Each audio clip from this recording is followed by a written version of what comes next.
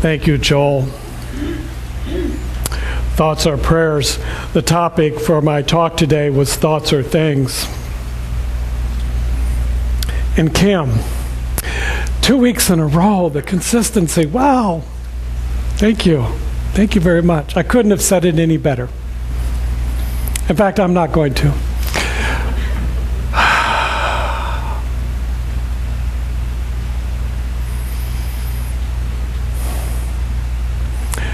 Right there.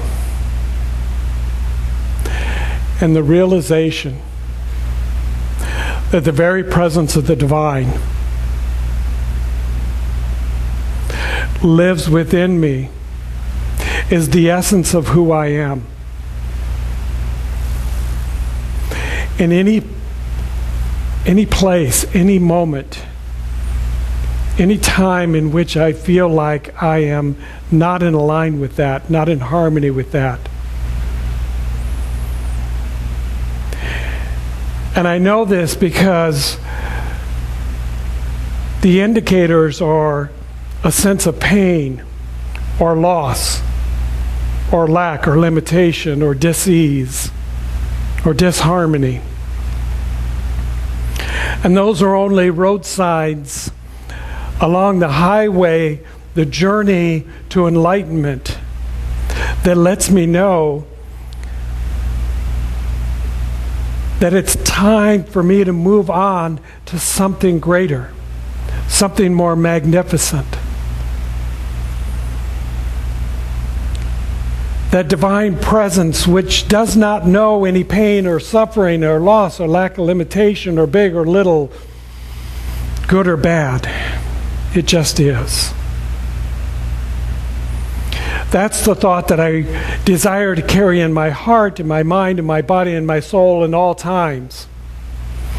That's the realization that as a practitioner, when I'm sitting with a client, I want to know beyond the condition and the appearance, the very truth of that individual. That the divine presence is living and dwelling right there within them, as them, is them. Seeking to have its way. Urging to be in expression, to be in creativity, to be fully in life in a way that brings about abundance and joy and love and wisdom and truth and understanding and all of that good stuff.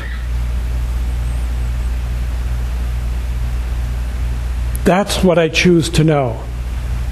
That's what I choose to focus on. And when I can be there, when I can know that truth within myself, then I can begin to know it for others. I can see it, I can feel it, I can hold it, touch it, taste it. I know that it's there. And it's in that way that we can transform the world, that we can change any condition, that we can heal any disease, that we can bring about a greater truth, that we can have a world that works for everyone. Each of us in our own unique, individualized way, because we never lose that sense of the individual. But we know that we are a part of the greater one. It's there that I choose to live. It is there that I choose to remember. It is there that I choose to return to when I forget and come back to that presence of the divine, so that all is healed, all is well, and that which no longer serves me dissipates back into the nothingness from which it came. For it had no power unto itself, only the power that I gave it.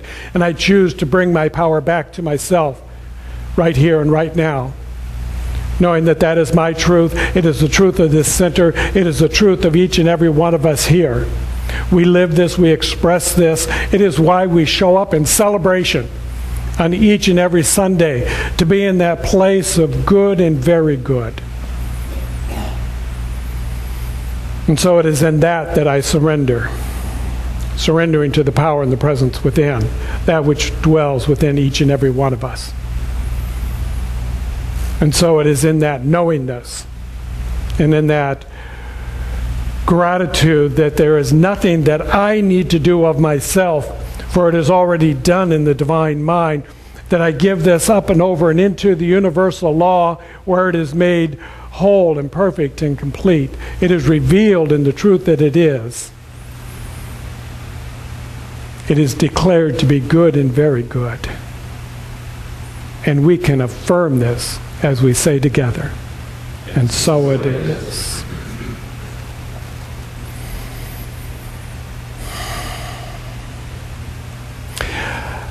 I was moved to begin my message today with spiritual mind treatment because it is one of the tools that we use here in Science of Mind in order to bring forth that consciousness and that awareness of who we are. And it is the training that we give to all of our students who are on that track that we call the licensed practitioner track. For it truly is, as Kim said, that the licensed practitioners are the healing presence within our center. They are the ones who know the truth beyond any condition, any appearance.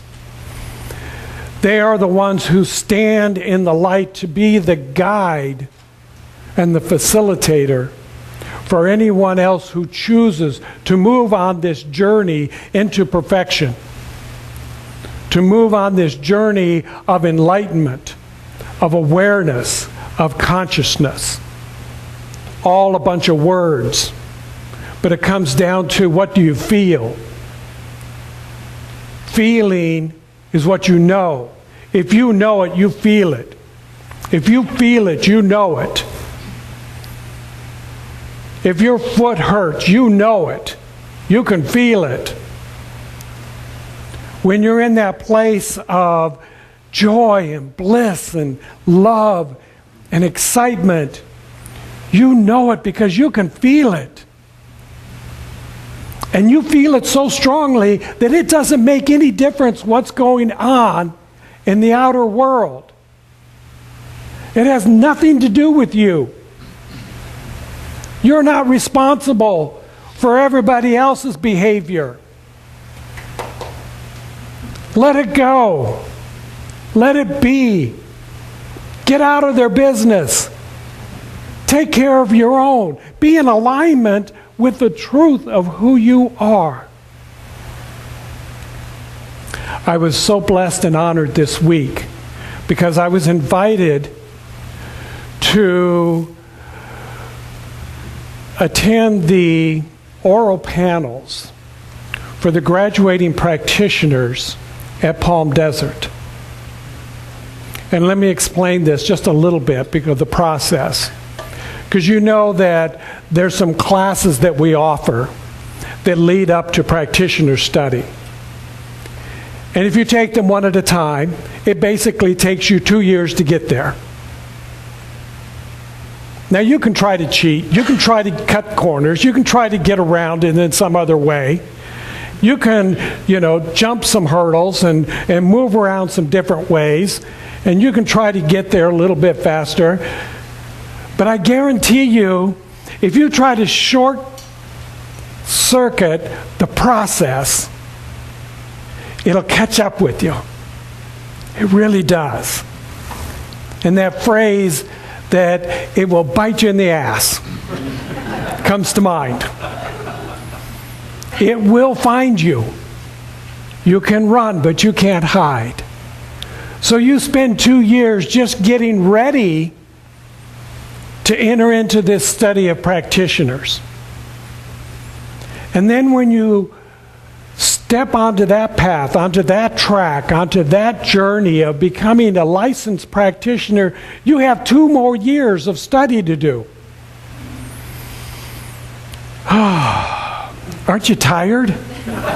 Okay, so now you're like 4 years minimum into the study. And if you're like some of us, you have to take 1 or 2 classes over again because you didn't quite get it. You weren't really sure what they were saying. You were trying to understand Ernest Holmes, but it was just way too much. So you had